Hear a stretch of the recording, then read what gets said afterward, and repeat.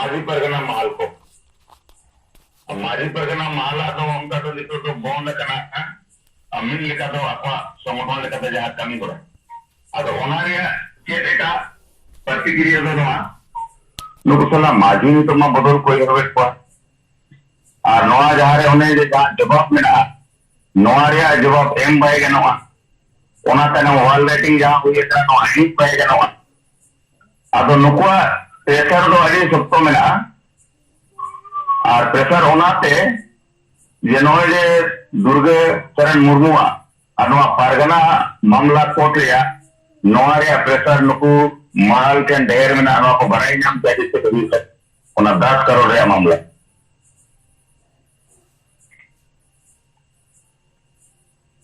अच्छा 10 करोड़ रे मामला रे कथा चेक को हुई कना कोर्ट रे ओना रे कथा अड़ी होल को बराई नाम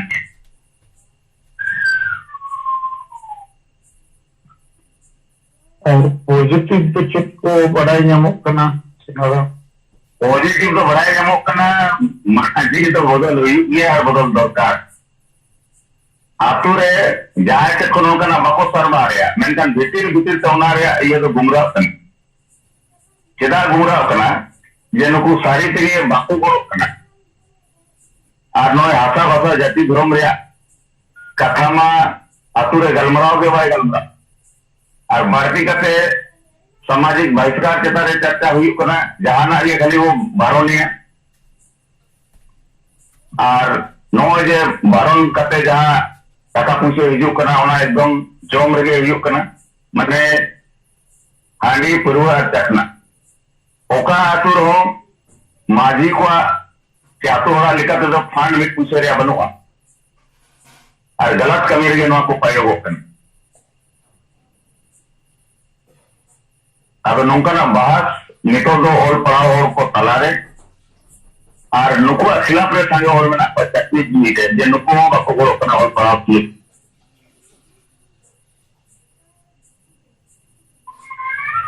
आ नुको चक्री जी के नो अडिगन चलावा कर नो अब नो माजी बदल रे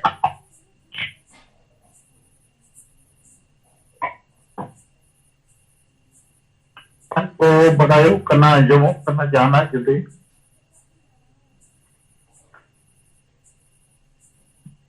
उनका तो ना पॉजिटिव में ढेर बुझो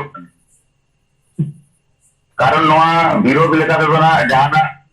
बांग हुई कना मेंटन उकु चुकु तो गलमरा हुई कना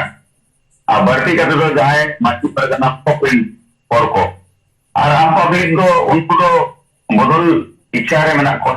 मेंटन नोआ चेल लेका रे हुई ओना कना दिक्कत दिया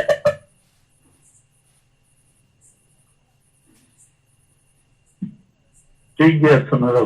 अली सलाम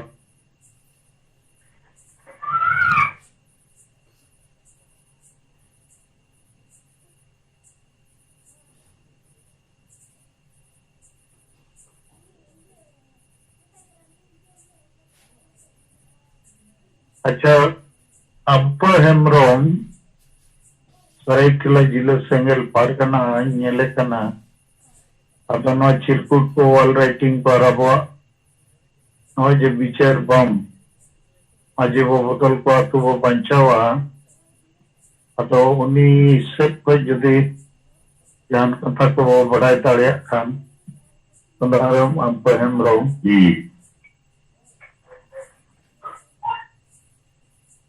और बाजुन तो तुम माइक में जीत गया था और एकदम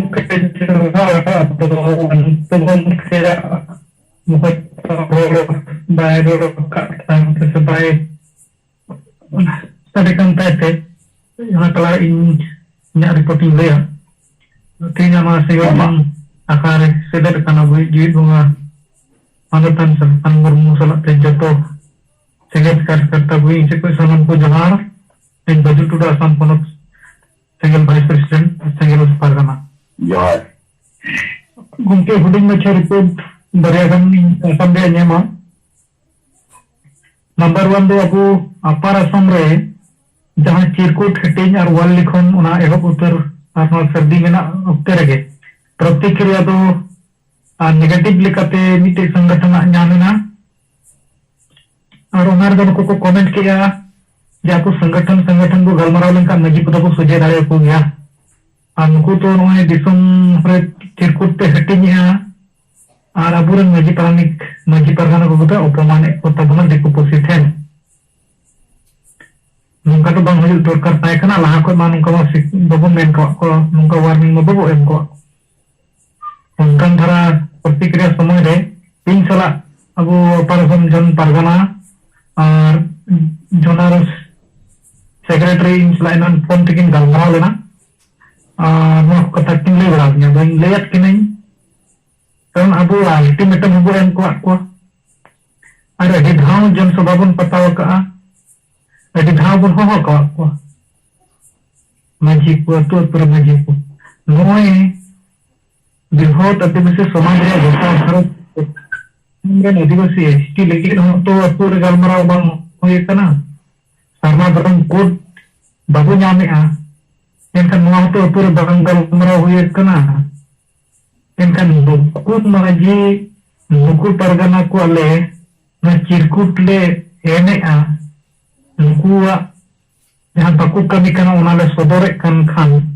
अपे मिटे संगठन दो चिरा हसुत पे से अपते गे नुकु संगठन पे चलो बनावे को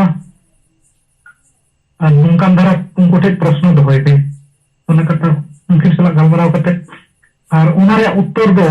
चेक खातिर बन हंकाया चेक खातिर बन हंकाया चेक खातिर बदल को बन मेना उना चिरकुट रे मेना उना कथा उनको पे को उनको धरे सेक्टर मा उनको जो बाकू नाम का इनका उनको बाकू न्यापा मकान का दो व्हाट्सएप माध्यम ते इमा को बेन तो उनका ना गलमाराव बाद के अतु को पर दो ना को पूरे को सपोर्ट है बदल दरकार नुको बदल दरकार नुको बाकू कमी कना अडेगान जिनिस अब बाबू बड़ा जगह कना अतु दिसम रे नुको बाकू पासना है जहाना चिट्ठी में मार रहो अगुई रहो को और झरबारे से उकारे पॉकेट रे बैग रे को दो बाइका नुको मजी परमना को बदमाश कना को ओना कथा अडेगान होर ठे कोई रोड़ा जमे उनका रिपोर्ट न्यामे तो कथा दो ना चिरकुट हटिंग रे दो गमके नुका मिट्टी प्रतिक्रिया तो हेकना दोसर ते अबुआ मुचत प्रोग्राम आसाम रे दो शक्ति प्रदर्शन को कोई जड़े चलावन रविवार हिलो तहे कना 31 मार्च और इन हिलो गे नुको ईसाई को कोकराझार जिले रे आमगुड़ी गिरजे तुमुल रे माने बाहा परब को पता मनाव के माने बाहा है ना को सरजम हा तांग कता को लेका नाइके सपलाव कते दोनों तेहिन उत्तर नेलो कना दोनों चितार रहना इन असम पनत टेलीग्राम 6 बजे खन 8 बजे धरि चला कना बई सेल दे नेटवर्क प्रॉब्लम खातिर तब चेक हा सिद्धांत हुए कना नुकु चितार प्रतिक्रिया एम से चेक का आईनी व्यवस्था से चेक नुकु चितार चेक का बन उजर विचार करते बन काउंटर कुआ नुआ चितार निश्चय गलमाराव हुए कन के पले तेहिन टेलीग्राम रे ना कथा ताहे कना कारण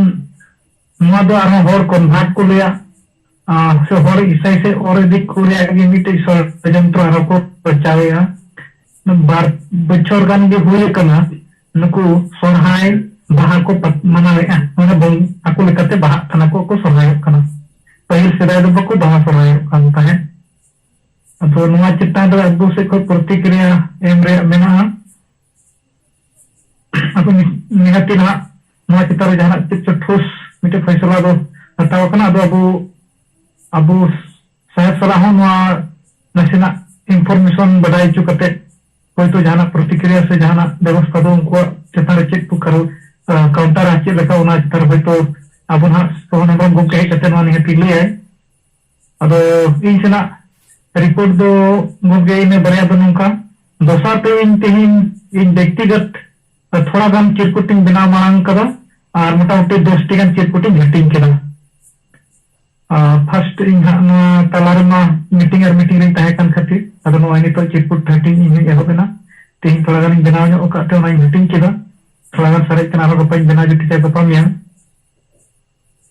इन जहां करे हटिंग का इन दो जहां को बिचेरा बुझे दाड़िया उनकान हर के मांग रे सिलेक्शन कते इन को अब इन सेना कथा रिपोर्ट दो गंके मा नोडिंग थुकुमा ताले कातिnya okte re jana bicar lekan kata samango khana hai इन हाई दोरा कथा धोरे करो मको जहां जोहार अड़ी तरह बाजिन टुडू असम खन दीपक के लिया बना तो नितो अंको हम में एजना उन ले आजो है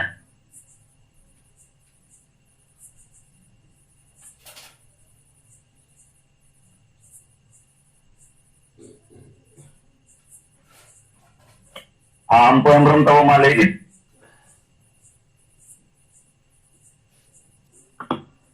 Agama kita berdoa muka dan di dua pasti dikira bisa mengatakan murni. Jahara sewira murni salat. Agama itu trim. Tinggal tako ar kerja ko tako. Di bulan Nabi kata sekhan. Tanam ko gulman johar. Ada jahan itu ada telara jahan. Mungkin kami orang pun dekat dengan saja kami mungkin बदल को अक्टूबर मंचा अदो नोआ नितो यहाँ reporting लेकाते आगो time सचया कना नोआ दो वॉल राइटिंग लेकाते अबो 1538 जगह रे हुई जाएगा का नितो अधिक और उनका जे लिटलेट दो तो 35,682 मन हटी का अदो नोना तबन अब नितो अधिक यहाँ कना रिपोर्टिंग लेकाते वॉल राइटिंग और लिटलेट रिया और विशेष करते दोनों और आरामपुर जोन अरे गपल मरा हुई कना अरे अब सिंगल तीन में सभापति का जोन यहाँ संतोष सोरेन और महिला मोर्चा उड़ीसा पास्ता से खन मालगाड़ी में तब मीटिंग दायित्व की हटाओ का और अंदे ना नितो 16,000 गान रिया टारगेट हटाओ करते अंदे कमी चला कना अतो गप्पा में कते बना ना निकले हटिंगा ना खबर इन पाटा से खन हटाओ ना अतो मां ने को दे और तेरा उड़ीसा रे रिपोर्ट को मांगे जकना और बांग्लादेश रिपोर्ट हम बांगे जकना और उनका जे बिहार रिपोर्ट हो अधिक कम हिजू कना बांग हिजू चला आगे समान में खंडो अतो और असम रे आनो अधिक कम हिजू कना ना बाको रिपोर्टिंग है हम दे पहले आने कन हटिंग पॉइंटिंग है लेकिन रिपोर्टिंग बांग हिजू कना अतो अबरन करिया कठिन अभ्यास माता बन न कहो लाभन कमी करा न रिपोर्ट का मावा मीटिंग व्हाट्सएप हो प्रोडक्शन टारगेट रे मीटिंग मेना हमारे तो अबरन सीनियर लीडर को बंकन स्टेट लीडर को रिपोर्ट देना ना कमेंट खान हमारे हम बात कना के फोन करते हम बात कना अदो ना जे अरदास मन अब तला रे ना रिपोर्टिंग को ठीक हुई माय खान अबरन जादला को कमी कना संगल नेता को कार्यकर्ता को उनको हम मीटिंग उत्साह को ᱧᱟᱢᱟ अदो निये दो मन बड़ा कते ना सलाम को जोड़ाते जोहार जोहार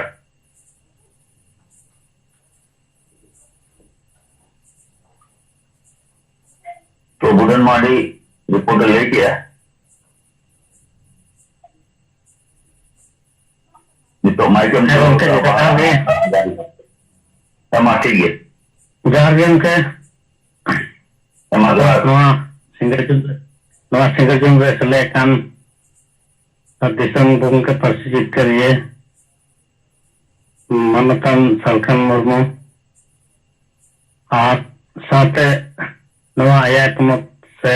नेपाल भूटान बांग्लादेश भारत दिसम जतो सिंगल नेता का चट्टा कोई से कोई सदा और सिंगल जहां इन बाहर मर्दा हजारीबाग जिला अध्यक्ष जनरल अध्यक्ष हजारीबाग जोन अदो तीन खटो में जब तनोला रिपोर्टिंग लिया के हजारीबाग जिला रहो प्यारे चला था अदो तीन जिला परगावत लगी सोरेना नेतृत्व रे उन्हें टारगेटिंग एम का दे 10,000 जे हम प्रखंड को छपा चाहे में अतो 1,000 छपा करा 3,500 में दाए हटिंग हुई ना तो न तो चौक रे आंदे दुरु लेको ना करे आते पासे जिते दाना कदा ना करे गोटा हटिंग को अतो प्रतिक्रिया दो मजी रखो दाए कना अतो उनको दुरु हो कमेंट कदा मंझी तो बाबन बदल को लेकिन उनको विचार बन बदला चाहे नवा कथा तो बेस गए जहां बाय बुझे तबना मेनका उनको तो बदल गए नवा तो सरी कथा कनी है ओना प्रतिक्रिया तो अंदर को है ना अतो उन ताय मा नवा बार कथा तक और 5,000 टारगेटिंग एम का दे प्रखंड दिए चदो ने है 3 छापा एम कदा दो बाय उडुक कदा उडुक कते पको ने हटिंग मेन कदा अदो ओरे द बा कथा दो नोरे सुरुज को मिटे माने लोलो दा उडुंगो अतो ओरे द उनको भारत जगत माजी परगना वाला अच्छी को मीटिंग है तो ओना करे बार कथा रे नोलो तो मैं उनको को नेलदा जे उनको आदो मुद्दो तो चेगे बन ओनाते को मेना बोला पे पे ना ठीक ले बुझे दा नहले गड़ो गे और अभी को फोन बड़ा गे बोले कोई मुद्दा बनो तो कौन को अपने तो अडे मच पे कमी करना ताले हम बेस्ट पे बुझे होगा अब ठीक है हाँ और कोई बात और टटी जरिए 5,000 टटी जरिए प्रखंड टारगेट टाइम का दे उन्हें है 5,000 मैंने कहा तो लिया होला लगे अब 3 आपने वो कितना गप्पा आपने कोई यार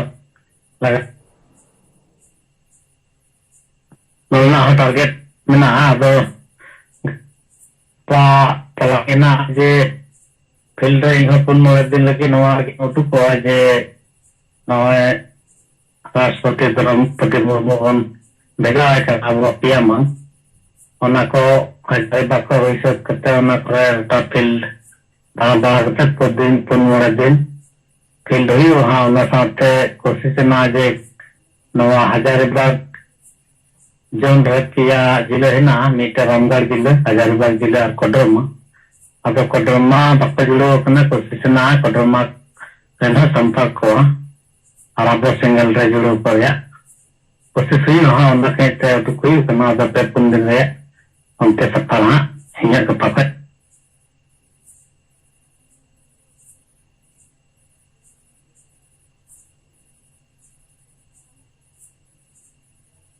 कॉलेरी जहाँ सारा तो 12 मासला हजारीबाग को रिपोर्ट की लेके अच्छा 12 मासता आपे नोय कमी पे हो क्या ओना लगे अडी सराव अदो आबोरिन लीडर को नोय जे चिरकुट चे परचा वो हटिंगे अब अबोरिन लीडर के संजय लीडर को ना पढ़ाओ करते को बुझो दड़े करना तो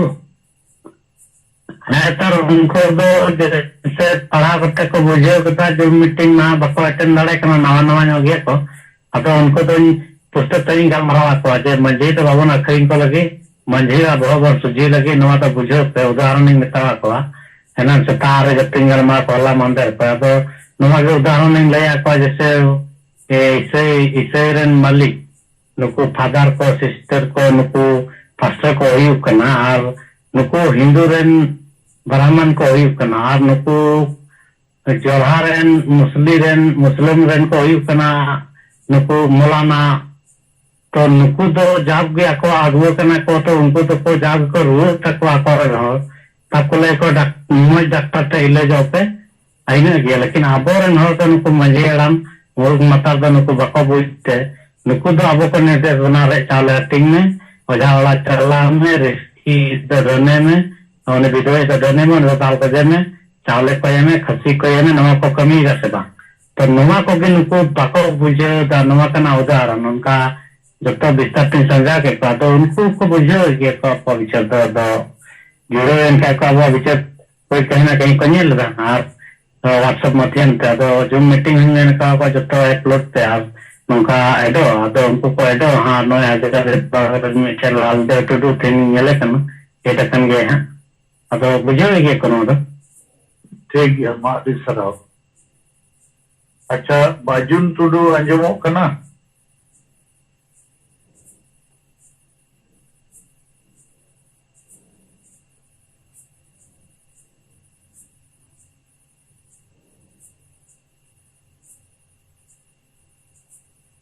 ठीक है मा लास्ट से पर तड़म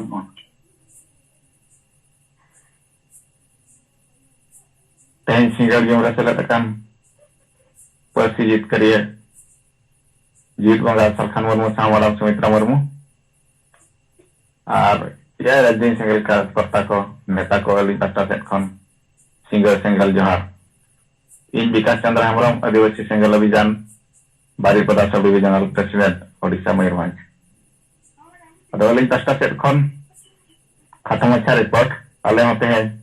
Bangri Persi Hatau Bajar Cetan re Sahetigan Persi hati jena Ar onka jal mitang golanet tahe kana Na buru ko capas kare Ore ho sahetigan Persi hatinya kana Ado jahu Persi hatinya ten ko pa ko le anu ade positif ga nyamok kana hol ko mara ko bicar ko Gian ha Ar nua Persi hatinya re nore abo single nika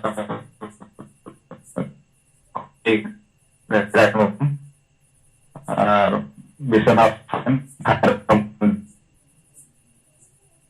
masih hasta nuku ko patah helena nuka kena aro kapa miteng jatra huyuk kana mengiru ko sibulok kena jongkat kurang ulen aro danyo le tinang ten kale asah kana ora na kali hoko jara apa lena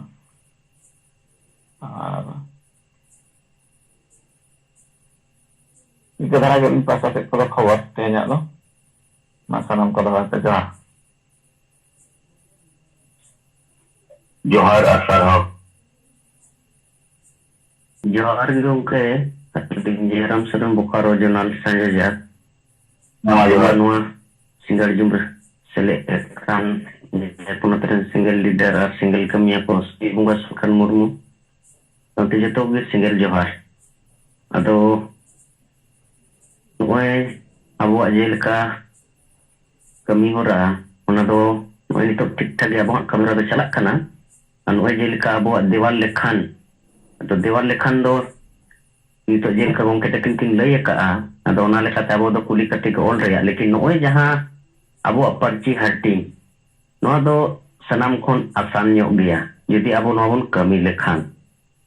jaha tina bong kita king target kini maka abu na una ho adi napai tenobon Halting dari atau jo jelekan oleh konkret tingin yang on katekin pejau kabuna atau non ka jenito abo mitten leader abo kom se kom mitten or 1000 target bon dohoy ma mitten blok re kom se kom abo 10000 bon hating dari ma ar mitten जिला रे कम से कम अबो 1,00,000 bone हाटिंग मा अदो नोआ दो जहां अबो जुदी जहां leader को अबो नोआ केटे सही नोआ अबो बोन कमी रे बोन उतरवा मेनखान अबो संगे नोआ बोन हाटिंग दाड़िया दिया नोआ दो अडी आसानोआ अदो नोआ ना कोंके तकिन जहां किन कोलकाता किन आड़ा बनाना लगा दिसराओ आर नोआ जहां लेका नितो अबो Noe 7 tarikha jaha abo bon menea ya abo jaha mang ko idi kate abo noa perkhand re bangkhan do abo jila re na jila mukhyalay re ho abo noa bon em daria ha ado na lekate nonde ho sabgal maraw ko do chalak kan gya Bokaro jon re ho Noa lekate noa ho kosina ke sange jaga re noa bon em daria ma ar abu jaha mang ko mena noa highlight nya bo ma ado ihin mitten social media re jaha aling ling nyel ya ata जे नोए संथाल परगना आदिवासी मंच और गोटा भारत कुल बैसी एकता परिषद आदिवासी मंच लेकाते mitten आड़ा अकाना अदो नोआ जहां जेलो कना निवेदक रेदो अध्यक्ष लेकाते पूर्व फादर एलेक्स मरांडी जमशेदपुर झारखंड अदो नुकु माने मिटन नोंका ऑल कते को आड़ा अका जे जहां होर जहां कुड़ी संतान समाज कोन एटा जेतरे जवाय लेन खान उनी कुड़ी तकोरेन ओड़ा होर दो 5 लाख और 15,000 टका को जुरी बना लगा हुआ और उनी कुड़ी तको रेंदो संथाल समाज खोन 13 साल हाबी को बार को आतु खोन आर उनी कुड़ी तकोवा जगह जुमी दो आतुरेन मोड़े होर को चासवासा और आतुरेन होर को हाटिंग कोआ जैसे 25 दिन भीतरी ते 5 लाख और 15,000 जुरी बना एमो हुईबा और नोआ दो माजी हराम 55,000 मुखिया 55,000 और बाद बाकी दो आतु होर को हाटिंग कोआ अदो नोए जे जहां नो नोकान जिनिस नुको दो नोआ आबो आदिवासी समाज रे नोआ दारम रेना इदी कते नुको नोआ सिस्टम बनाव कते को आड़ा एआ नोआ तो ठीक कथा दो बांग कना अदो नो नोका नुकु नितो दो लाख लाख टका दारम बारन कोरेना कमी होरार को लगाव करना अदो नो नोआ दो आबो लगिमा ठीक कथा बांग कन गया अदो नुकु संगठन दो आबो आदिवासी पंचाव लगी बांग कते नुकु आदिवासी गोगोय लगी रेको लगावेना अदो नुकान को आबो को उरुम को रिया कना नुकु ना तो ठीक कथा दो बांग कना आ नोआ हो को मेने आ नोआ को नियम को लागू का तो नुकु दो कोई को अधिकार एमा को संविधान कानून रे नुकु चे पावर को निजाम का थे नोंका ना कमी को कमी कना नुकु खुद आको हो बड़ाई मेना आता को से बांग लेकिन नोआ को आबो समाज न होड़ दो अडी को पतियाव को नोदा अडी बेस हुई कना अदो ओना को के मिद बार जहां बड़ी कमी हो रहा है हमक कना था अदो ओना को बकरा दिन थालिंग ले क्या अदो ठीक है गोंके आलिन से खुद दुनिया को गया रिपोर्ट बद बके अब कमी हो रहा तो चला कन गया मानिए को मेन कते गालिया कथाली मुझे मत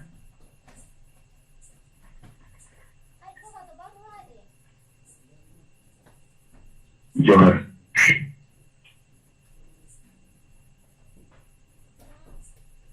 जोहर गोंके आजम कोना आजम कोना जोहर जूम मीटिंग रे सेलेक्ट कान गोंके सलाक से सानाम सेंगल कमी को इन तरफ पॉइंट है ना जोहर मानी पास के वेस्ट बंगाल पश्चिम मेदिनीपुर बर्तमान डायमंड रे नहीं उनके इन चाकरी की टेन 117 टी चिरकुटी हाटिंग है जन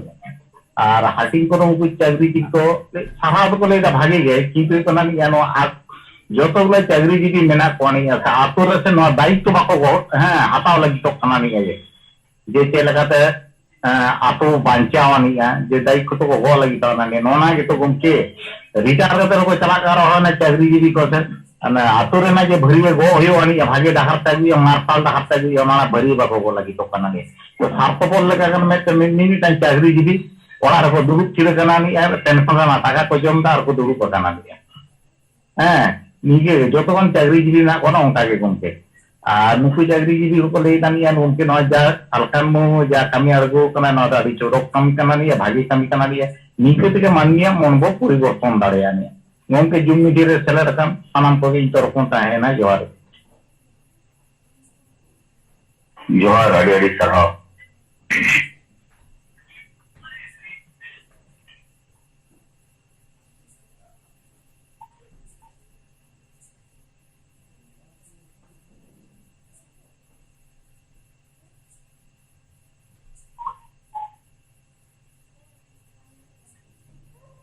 अच्छा मानिक वर्ष के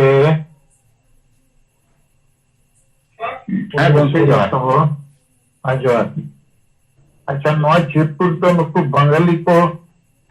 एक बार पे मकत पचे भांगे gumke noa dhare to sudu turu guna koni yato atau uku turu ko bali nyam ka koni noa santar atu ko banu ani noa dhare to diamond noa dhare to atne ka chakre santar ko mena koni adi ko mena konku dulu nyam ka koni isu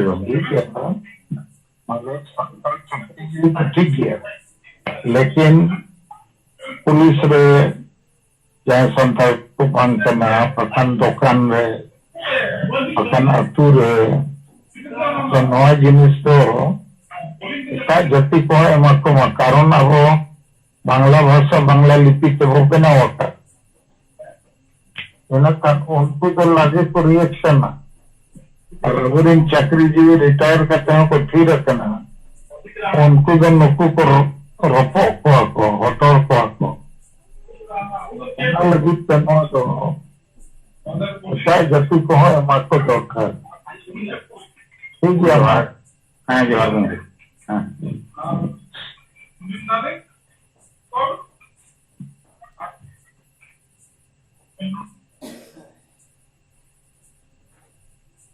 Arjun टुडुमा और के viral line एक बार कथा बड़ा ऐसा नहीं करता है वो सब में तो आइटम होगा ना अच्छा अच्छा हाँ बजुन हम अंजम दरिया करना ठीक है नौ जो जहाँ संगठन को विरोध किया कि नवा हटिंग करते दिकू को ठन अबुआ बड़ी जिनिस को पे ले रखा हुआ तो ओकोई संगठन करना पड़ता नोडे दो साथ नुको आपारा सामने दो मंजी मंडल मितुमान तमित संगठन में ना आना संगठन देंगी मिबार लीडर को अब भाई अगर लीडर को ये नवा प्रतिक्रिया दो समांगा करना अब जो था तो उत्तर दो अबुरन कार्यकर्ता लोखन दसरा जितिन मार्डी किने मकान गया लोखन दसरा हो इतो जुदी आरो अर्ती अबुन खाने तबवा ना चुमरे हे जकना आरो दो बर्ती खाना अंकिन सलागे जल्दी कमेंट और नौका को रोड रहो ठीक है कारण माझी को तो बको रोड दड़िया जेते माझी बुढ़ मतल मुरुग गया को संगे अब माझी नितुम ते संगठन दिन तीना गन नेता को रोड़ा जहां नुकु बोका माझी कोलकाता को तो हो को आर को रोड रहे हो ते दिकु ठन पे ले को भूल गया मताल गया मुरुग गया नवा को ओना को बको के मिया तो चेत बड़ी चौका नुकु कारण तो वो चेता वो बुझुआ बड़ी तो बड़ी गया अब तला रहे हो एटा हर को तला रहे हो तो नो चिरकुट माध्यम तक जेते होड़ा बहो सोजे तक हुई कोई बनो और आपे आसाम को बुढ़न माडी ले गया है रिपोर्ट के वक्त एमाय करना तो जिते जोन में जब नो हटियों करना तो बुढ़न माडिया फोन नंबर दोए पे और उन्हें ले आए पे आने बुढ़न माडी नो अडिबे से कमी करना अब वो लिया बो 36,000 गन चिरकुट नहीं थवी तो हटिया कर और 1500 गन वर्ल्ड राइटिंग तो असम रे चिका करना तीन जिला वाइज जोन वाइज वाजुन नो विचार करते आपे जानकारी एम पे ठीक है हमारे जवाब ठीक है सब खबर पाओ कते जहाँ तक मैंने टिकट को हटिंग रहो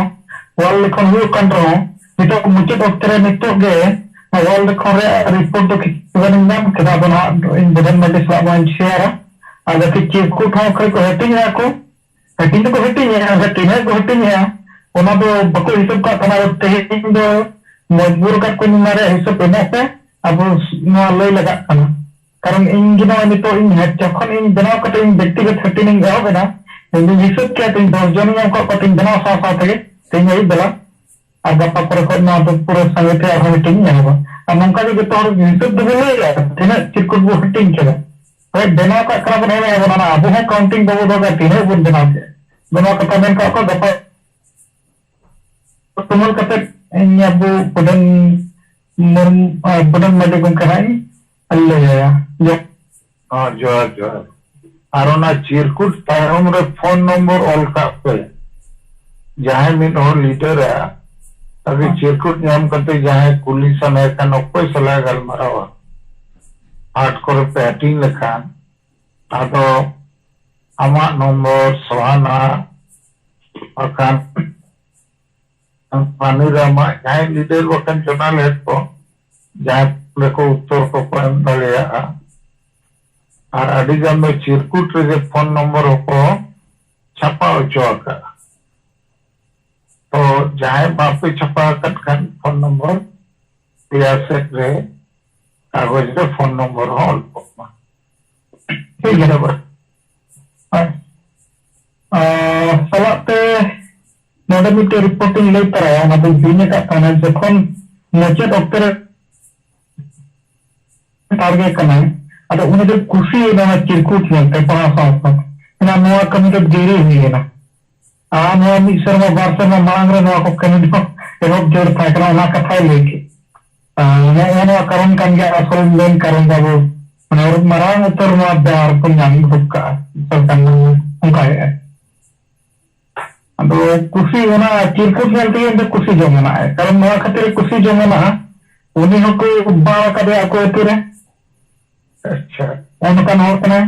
एनखान में ना समाज के इनको बारा कदिnya नोनkan को मजी अदो नोआ कमी तो अड्डी नि sama बार sama मारे हुई दरकार ताहे कना इन नोआ कमी खुशी अदा आरहा इन नोआ छपा के लिए किचाइन गोराना तुझे तो उनिया nyutum अबे मा भगवान भाईजन उनिया फोन नंबर को मोलका तो हाय बड़ाई सब तो उतरन हो कना अच्छा और बड़ाई नहीं तो उन्हीं मिताई में मिटन जिले आम जीवन आता में पड़वाले में कारण नौकान बुल मताल को के जते अतुरे में ना को आज नौकू के अवरे नौर को बर्बादित को नौकू कारण तक ये को इससे योग kan atau ठीक है उन्हें मैं चकटी लेट है ना तो इंग्लिश में ना पायलट करना नोआ बार चंदो भोट चंदो अप्रैल मई रे नोआ घोटा भारत रहे आजीवो बदल को तू वो बंचावा नोआ तो एकदम अंग्रेज भारत छोड़ो लेका जे माझी गति छोड़ो हम बुल मतल मुरुग माझी kami abam kami am karon tali kita lagu juga am ganti ko je chome aturi nong ko paisla ya okoy nama majibo bena atau malam letik noa hawa ko korom lage तो भाईजान ठीक है हम ठीक है समझा जोहार इन चला मुर्मू जोहार गे इन चला मुर्मू आतु कदमपुर ब्लॉक सरायकला जिला सरायकला कासवा सेंगल टीने जिला सभापति लेकाते कमी रे मिनेया आरो तेंग सिंगर जुमरे सेलेद आकाना ओई जीव पोंगा पार्सी जितकरिया दिसम के मानतान सालखान मुर्मू जायरा लेकत ओई मनाया सुमित्रा मुर्मू राष्ट्रीय युवा टिका मुर्मू जगती मुर्मू रेया गोटे दिसम रिन सेंगल हुलगरिया को बिलत दिसम नेपाल बांग्लादेश भूटान सेंगल हुलगरिया को नेता को पास्टासन को ना कोलांजन पास्टास को साय गुमान सेंगल जोहार अब रिपोर्टिंग पास्टासन को नोया वो जहां नोआ अब माजी को बदल को आतु को बंचावा नोआ रे कमी होरा लेता है नगर 8 बजे से चलाओ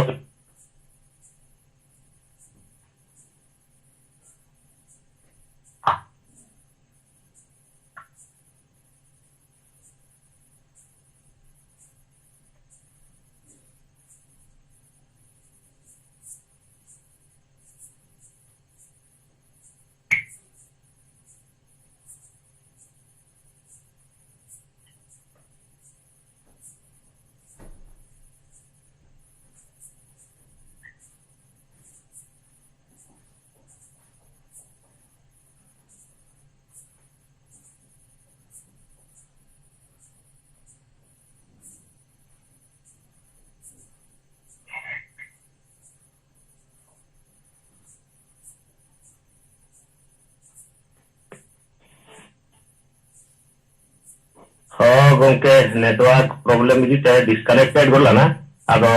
तेज आदे सराइकला खरसुआ जिला रे राजनगर ब्लॉक और तेज राजनगर बाजार बाजार ताहे कना हाट बाजार आदो ओंडे अब तीन सिंगल मारे लीडर को सा होते न्यापम हुई लना और उनको को अब नय जहाँ पर्ची को हटिंगा नवा को कई हटिंगत को और किसी गान अब माने अल्टीमेटम माजी को समाज को अल्टीमेटम ओना को हो ताहे कन गया ओना को हटिंग बड़ा हुई और मा नय नितो के जीवन को बो हतावा और अब समाज दो बखान नय गोज अकन समाज नोका गे अब होबो बागी गिडिया अदोना लगिते अबोई गोंके जीवी तहे रेगे अब सनामा जुड़ू और समाज बचाव करते अब कुरुमुटुया अदो ठीक गया अब कमी हरा ठीक गे चला कना दो को नोआ पर्ची को हटिंग अगू कन खाई ओने नोआ अडी एकदम जथात कथा वाला कना और जोतो आतु रेगे नोका गे माजी को बुल माताल माजी को गे मुरुक माजी को गे मेना को कारण ते नोआ दो हासाबासा जाति धर्म इज्जताबादी रोजगार चासबास रे दो 30 बाको मीटिंग का और नई तो बाबा सारना धर्म कोड चे नई माने कुणबी को एसटी को बना रे और संथाली राजभाषा झारखंड रे बना ओना रे नोआ को बाको बिचार का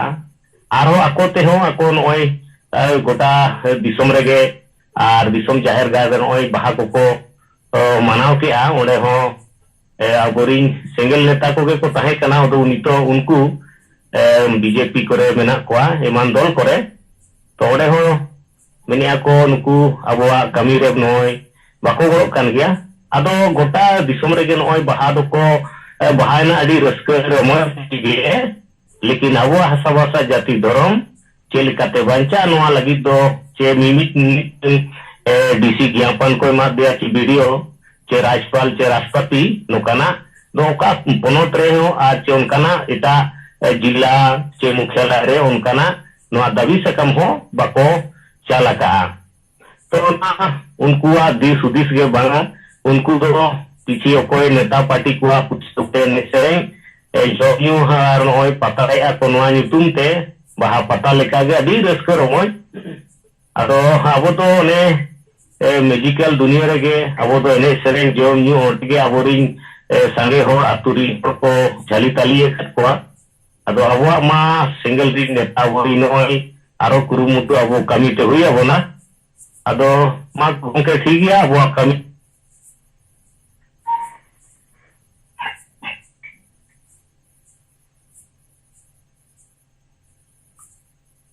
तो ठीक गया चला मुरुआ रिपोर्ट को आंजे में तान गोंके नय नेटवर्क कनेक्टेड डिस्कनेक्टेड को दो कना दो ठीक है मा दौड़ा 3-5 सेन खन नोआ जारी अब आडी लोगो के जहां नोआ टारगेट आधार ते अब खंडुई अब ना अब के सिंगल रिंग उनके सेनको का बनती है आदिवासी को जिक्र रे अब ना अब मा गोंके 3-5 सेन खन हटे मा गुणमान सराव और मानो सिंगल जोहार hello master Rajnagar bus stand रे जहां दुकान को मेना ओना करे हो तो चिरकुट पे हमका को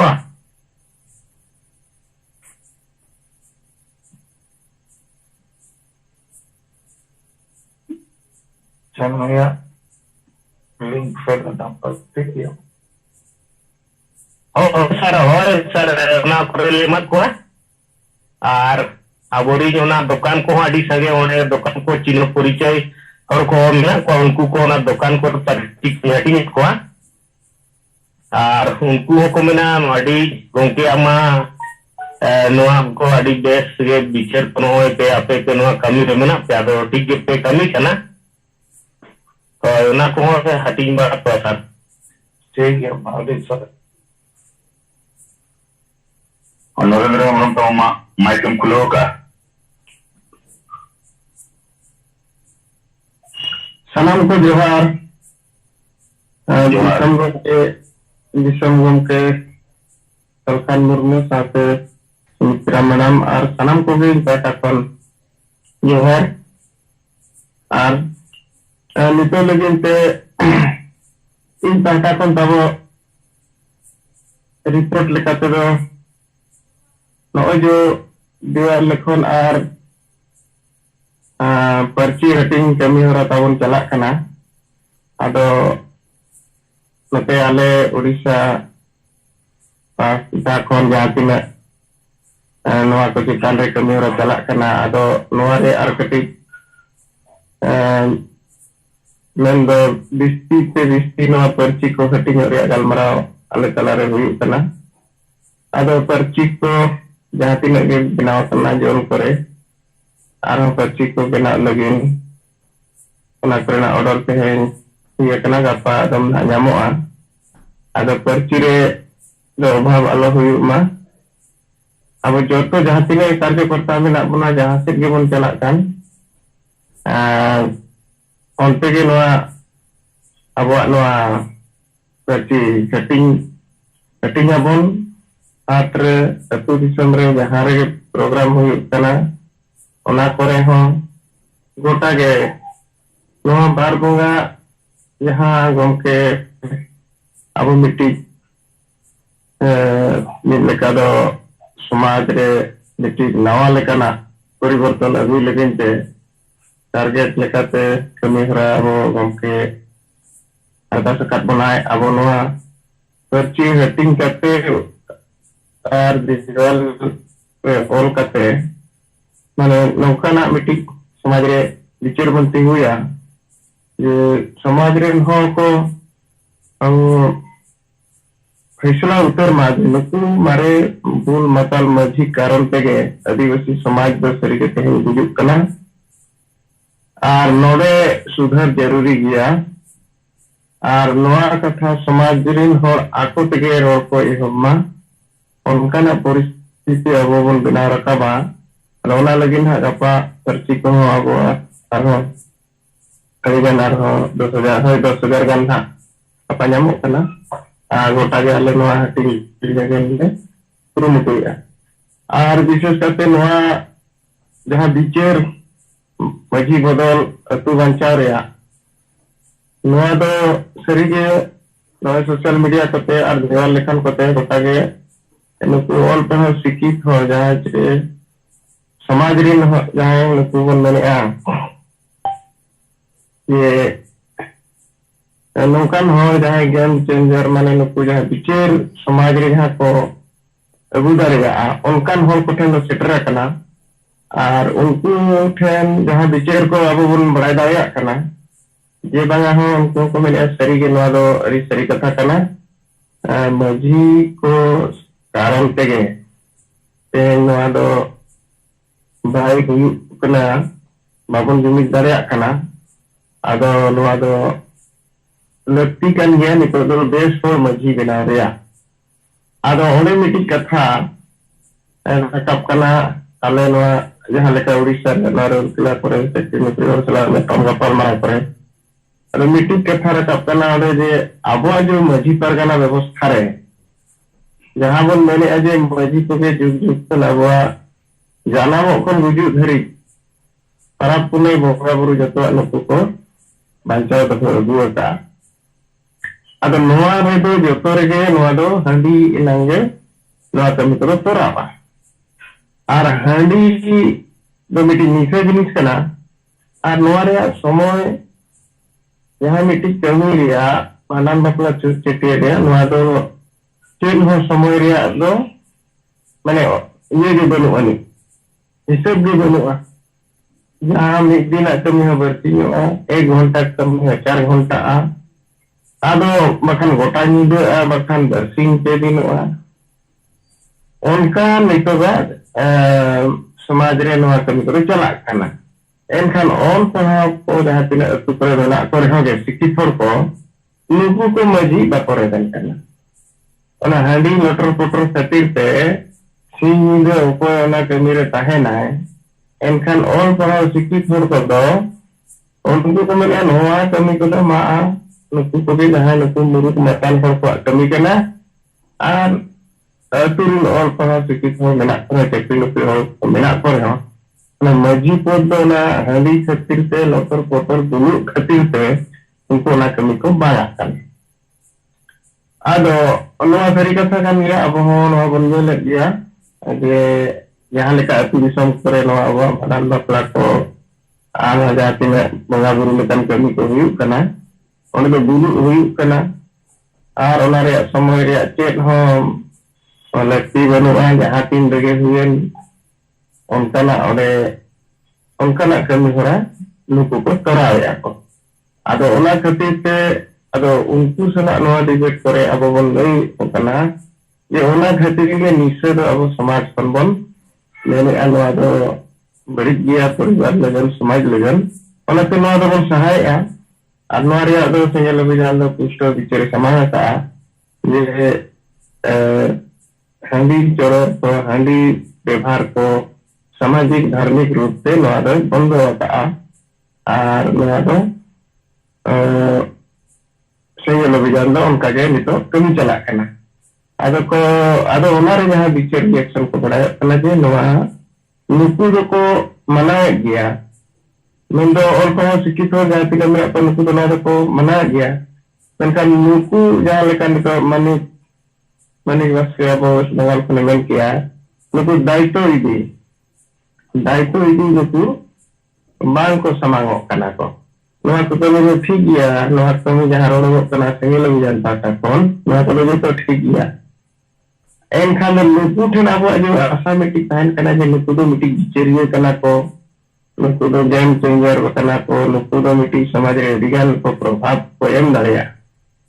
मेनखान नुकु प्रभाव दो नेलो कना नुकु नोआ देश कमी रे प्रभाव ले धरी समाज रे बाय हुया कना जे नुकु जे चलाव कते ट्यूशन रे अगुरे हो कतला रे दुरुप कते गलमराव जे नोआ को जिनिस अबो बनते हुया बना चाबाते हुया बना आर बांखान तो अबो जुमी दो को आर अबो जहां तिना अधिकार को अबो जहां तिना मेना अनवा को बाबन नाम दाया अब नुकु उना हरी दो बाको चला कना नोआ सरी कथा गे मेनखान नो जो टू दिसम रे जहां तिना अबोरी हर मेना को उनको ठन पर्ची और देवाल लेखन ते उनको ठन जहां विचार सेटरवा ओरे खन के परिवर्तन दे हबो अगर नोआ कमी अब बन बुझो नाम किया जे नितो ठीक कमी अब बन साबका आर नोआ कमी के अब आर कटे जोर सोर नोका बन दुई माने बारबोगार बन सारे उतरा नोआ रे रणनीति अपनापि नीरे बन बनावा आर ओनारे चेक लेका हो कमी स्पीडवा उनका कमी दाले हो उनका सपा पर बना ले नोआ कमी अब ठीक हुआ और मिट्टी विचार लेकिन कथा दनुआ जे नोआ दो कथा बन मेने अतु बन बंचावा माजी बन बदल को अतु बन बंचावा कथा बन मेने अदो ओनवा पछले रे कारण दो कना आदिवासी बंचाव और आदिवासी बंचाव खान दो आदिवासी में सुधर बांग होया kan भूर दो जुमित बांग होई दाया एनखान दो सुधर मांग हुयुआ तापरे जुमित रे कथा से सेटेरोआ ओनाते नोआ मिटी इन्हो मिटी दिकु हो चला गलमराव रे नि आले स्टाफ कना उनी अडी लोगन नोआ कथा बुझो किया उनी दो नोकाय ना अब दिन हेलो के 9 खना जहां 10-11-2 घंटा जहां से जूम चला कना अदो नोआ इन दिन हेलो के ना जूम रे अंजमा कथा को अदे मेना चिट मीटिंग एनो अदो देखनी नोआ दो अले समाज रे कथा को ले गलमरा कना अदो मेना समाज रे कथा तो चिट समाज रे कथा दो अदो तो कना अब नोआ आदिवासी समाज रे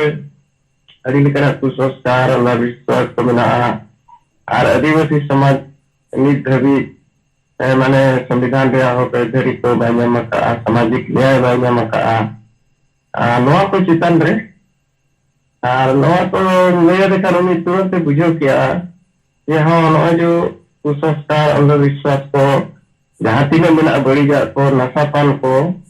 नोआ समाज सुधर जो तो मांग जिनिस माने नोआ जहां जिनिस बाय कमिया और बाकी कमी दो बाय गानो अदो उनी सवे बुझो कि समाज सुधार न हेले एकता संभव नहीं माने समाज जुदी दम सुधारा एनखान एकता दो आलम उहेरा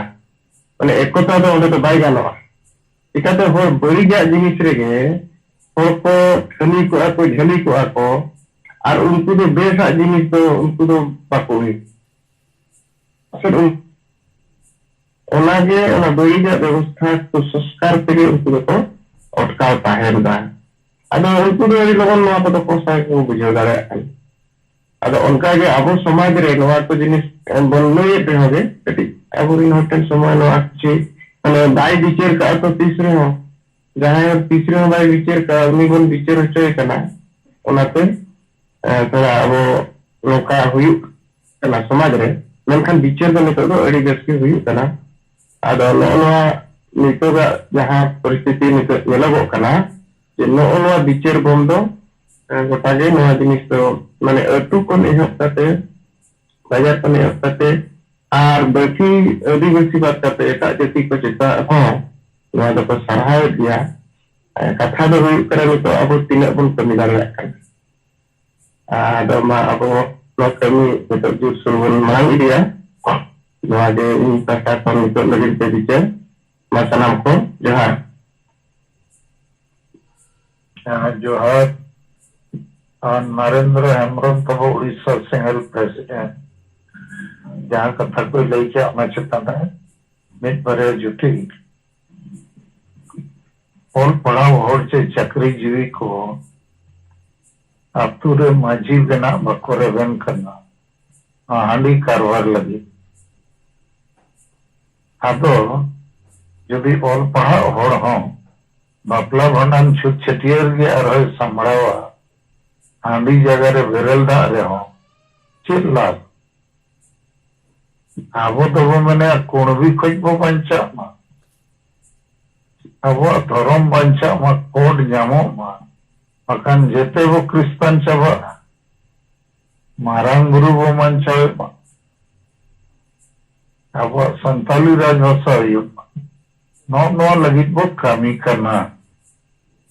और नो दो अब लगी दो बांगे जेते अतुरिन होड़ लगी करना अगर नोआ कथा होना नोआ परिचिते कई कईते संगे होड़ को बुझो है अतो इन्हें उयरते नोआ जे पर्ची वो बनाओ किया और नोडे कथा रखा बेना माझी वो बदल को तो वो पंचावा चेता 1 2 3 4 5 नोते एजेंडा स्थापित हुआ माझी परगना व्यवस्था नहीं तो बड़ी चलक करना नोडे डेमोक्रेसी और संविधान बो लगुया और नोआ जिनिस रे नोआ अतुरिन को बिचेरा माझी मुरुक गया बुलुआ नई कारण ते अब भगवत की टिकना निर्दोष नोआ को बुझो और इन तायम नोआ हांडी बुलु रेया मातालो रेया नेया रेया माने नित हांडी मिटन 20 और माझी हो 20 अतो नोडे जखन अटेंशन ना सेनोआ इन खान समाज सुधार हुआ जुमित हुआ नौको दो इंटरलिंक्ड करना बिना समाज सुधार तबाम जुमित हुआ बिना जुमित असव सभाम बंचाव करे और बिना डेमोक्रेसी और कॉन्स्टिट्यूशन न बाम बुझो का आतुरे तो शांति ती सभाए ताए ना he says yes boy go point turn ditto मारो नवा को के चला और गिदरे पिदरे हो अतुरे ताए कते बकोल पड़ा तड़े जहां तीन गिदरे को निकोल पढ़ाओ तड़े कना बाजार पर मेना कोते अतुरे तो गिदरे बड़ी जो गया उन्हें उल्टे सीधे कमी को के चला कना अतु करे ताएं दा अड़ी डेंजर नहीं तो हुई है ना कुबुल मतल मुरुक को गुंडागर्दी तानाशाही रामदारी को चलावे दलाल को कैप्चर रे अतु को तो आई ᱟᱫᱚ ᱢᱟ ᱱᱚᱣᱟ ᱪᱤᱨᱠᱩᱴ ᱦᱟᱹᱴᱤᱧ ᱛᱮᱜᱮ ᱵᱟᱨ ᱪᱟᱸᱫᱳ ᱨᱤᱧ ᱢᱮᱱᱟ ᱞᱟᱠᱷ ᱞᱟᱠᱷ ᱫᱚ ᱵᱟᱝᱟ ᱠᱳᱴᱤ ᱠᱳᱴᱤ ᱪᱤᱨᱠᱩᱴ ᱦᱟᱹᱴᱤᱧᱚᱜᱼᱟ ᱥᱮ ᱡᱮᱛᱮ ᱦᱚᱲᱟᱜ ᱵᱚᱦᱚᱜ ᱛᱟᱨᱠᱚᱜᱼᱟ ᱟᱹᱰᱤ ᱥᱚᱠᱛᱚ ᱥᱚᱢᱩᱫᱨᱚ ᱢᱚᱱᱛᱷᱚᱱ ᱦᱩᱭᱩᱜᱼᱟ ᱟᱨ ᱱᱚᱣᱟ ᱵᱟᱨ ᱪᱟᱸᱫᱳ ᱵᱷᱤᱛᱟᱹᱨ ᱨᱮ ᱟᱹᱰᱤ ᱠᱚᱢ ᱯᱩᱭᱥᱟᱹ ᱛᱮ ᱟᱨ ᱟᱹᱰᱤ ᱠᱚᱢ ᱦᱚᱲ te adi marang impact abo bo hui hocho daᱲᱮᱭᱟᱜᱼᱟ तो ठीक है मैं जोहर और प्रेस कथा और अंदर लई के ने उनो पड़ा और को इम्पैक्ट पड़ा kan ya पड़ा गया खाली उनो पड़ा चक्री जीवी और तो हांडी तो सदाई खोई माजी हो सदाई खोई इन्हें जैसे को बढ़ाया अगर नीत आबुआ जा क्रियाकलाप सदाई सदाई खोई तेहन यार गप्पा लगी को विचारे संविधान कानून रे वो विचारे जुमिदो रिया विचार लाहा रिया विचार प्रिया उयर्ते मानवा दिवस पे कमी करना लेकिन अड्डी सख्तो वो कमी मसे अड्डी सख्तो माने उयर पे इन्या ब्लॉक रे ओका अतु ओका परिवार हो बन पिचुजा ओका हाट हो बन पिचुजा बार चांदो प्रत्येक हाट रे न्यातिन गया और किचु गान और सदा दिन गलमाराव गया तो नोकाले और लकाले बढ़िया पचे जोर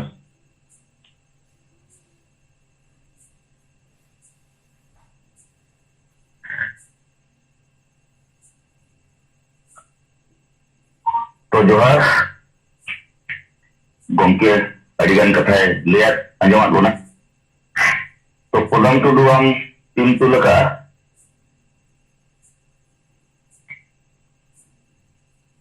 jadi report ko mena layan tabo जोहर गंके इन प्रधान करो अतु नामीदरा राजनगर प्रखंड असिस्टेंट वीडियो जिला सरायकेला खरसावां झारखंड रिपोर्ट लेका पे दो तेना जिम रे अब दिसम गंके सरकार मुर्मू और मैडम सुमित्रा मुर्मू और तो जुड़े काम या समोतरी सनाम संघर्ष कार्यकर्ता को इनसे खुलगुन मन जोहार और तेना रिपोर्ट लेका पे दो जहाँ चिरकुट हाटिंग कमी हरा तेरे राजनगर प्रखंड में राजनगर साप्ताहिक हाट बाजार है हाटिंग हुई ना मोटामोटी 500 टीगन और मरांग जहाँ 27 तारीख इन तो तहन संताल को लड़का को उनका आदिवासी को तहन ले एमात को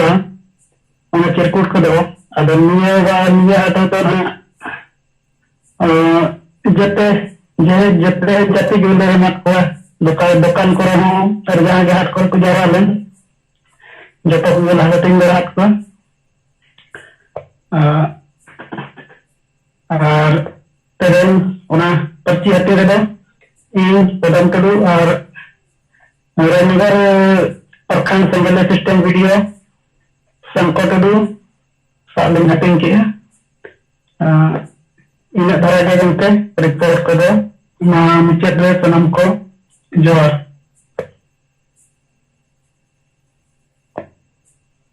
अच्छा प्रधान टुडू अब पर्ची पे हटेंगे जो बको कुलियत पे अच्छे पे हटेंगे अच्छे को लखना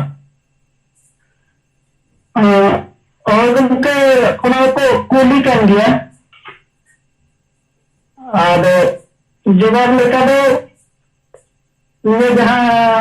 और लखना उन्हें जहाँ ले दो कना और sama hari dia garmara bagi kana hat kore hating dari jom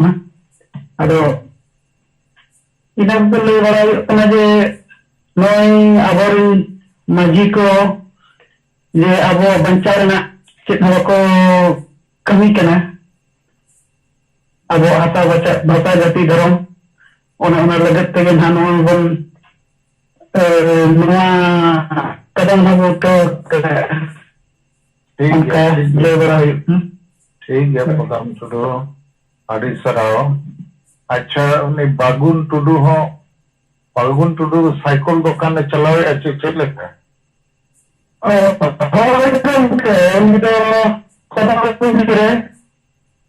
cycle दुकान अच्छा अच्छा और उन्हीं हो अंते खेला मास्टर ले थान बस और राइटिंग को पर्ची राइटिंग को लगावा करना दो इनसे को आदि सराव एम आई में होई हाँ उनके मेरे आलू जो देने के हाथी में चला करना आलिंग यहाँ दुकान में ना और लेकिन जाते गोरा को हिजुक करना आलिंग हम दिन के पीछे पर्ची दिलिंग एमा को करना जहाँ को हिजुक करना आलिंग दुकान में ठीक है मारी बस आज नई ठीक मंगल होटल पर हम पर्ची किचु पे दो का कन मंगल ले हटिंग दाड़िया को मंगल को बोला हो उनके ठीक है ठीक जो है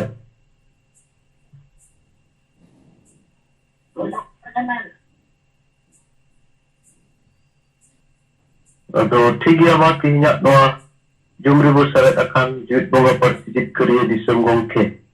Panakan Salkan Murmu salat Madam Sumitra Murmu. Ar salam Gongke ku merangren setkon single Johar. In Sohan Nemram Asam Ponot single President. In setkon reporting lekat itu Nawagi Gongke. Noai jahat cirkut abu buh tingkat kana. Aduh, ale Asam reho Dibrugarh genre. थोड़ा हटिंग करना इकन नित तबिक ओना report by नामक खाना उनकाते BTR zone रे हो हटिंग दो हुयुक करा लेकिन रिपोर्ट बाय नामक खाना दो ओना इदी कते गी तिंगा टेलीग्राम रे विशेष अले गलमराव हो हुई है ना और साउते जहां नितो टारगेट अब बो हटाव का नो टारगेट सनम को एमावत को जे प्रति जन लीडर अब मिमित हजार कते बनावते हुई और हटिंग ते हुई ओना हिसाब ते प्रति ब्लॉक रे 10,000 मिट्टन जिला रे 1 लाख चिरकुट नवा दो अबुआ टारगेट कना और नवा हटिंग जिदी का सुमुंग दो बाबना रे काउंटिंग अबु लक्ति गया कन आसाम लेवल रे नितो दबि हो नवा अबु बाबुन प्रोग्रेस दाड़िया कना नवा दो अडी भावना रे कथा कना नवा को कथा मेन कते लीडर्स को अबुरेन बुझो का को दोई ए गपा को ना जरूर एहबुआ और ओला लेका तिगी बुडन गोंके हो जान रिपोर्ट बांग एम दाड़िया काउ दिया अदो ओला हिसाब ते नवा चितान रे आले हो ध्यान ले दोया और गपा खन दो ना रिपोर्टिंग जमो रिया एहबोआ नवा इन आसिंग दोयत कना रिपोर्टिंग दो नियगी प्रसार दो खटो बच्चा मिटेन कथा लई सदर लेखा नोंका जहाई दो संताल आदिवासी को भी को हिसाया कना अदो उनको को मिटेन आमगुड़ी मिशन को मेता ओंडे आर साव सलाते प्रोटेक्टी गिरजे गे जहां नेल नेमो कना सोशल मीडिया माध्यम ते आसाम रेन संताल को दो अबुआ जहां बाहा ओना बाहा को मनाए कना अदो नोआ या उयहर ते से आले तनम होरा उयहर ते नोआ मा अडी बांगटी खुयुक कना कारण जहां संताल के धर्म को बदल किया उनको तो संताल 300 बाको हुई दाड़िया और साव सलाते अबुआ बाहा पुरब मानाव रिया दार हो खाले काति को दाड़िया खाना अगर नोआ अडी बांग ठीक नेलो खाना और ओना हिसाब ते अले नोआ गेलो फैसला के जहां वीडियो समांग रे नेलो खाना उनी नितुम ते ना गपा एफआईआर हुयुआ ओना दो कोकड़ा झाड़ अबु तितागुड़ी ब्लॉक अंडर रे साउते सोशल मीडिया से मीडिया माध्यम ते नुकु को नोआ को खज संगिन रे को तहनो मा कारण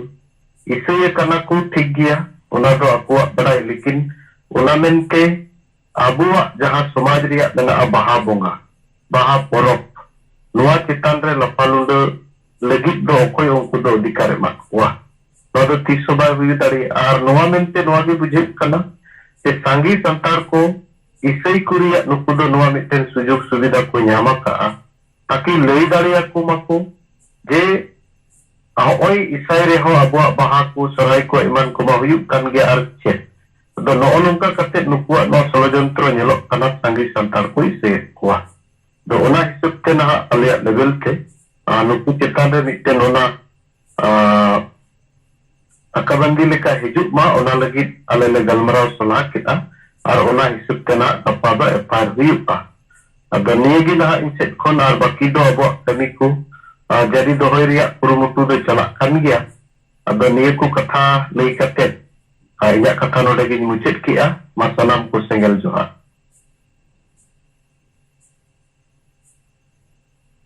जोहार तो नितो नय तबो दो साढ़े ना अदमा जहां को जुमिन बकर को सफाव खान सलाते अब साहेब अरस लेकाते आज तीन घड़ी जान जुम्बो चलाव करे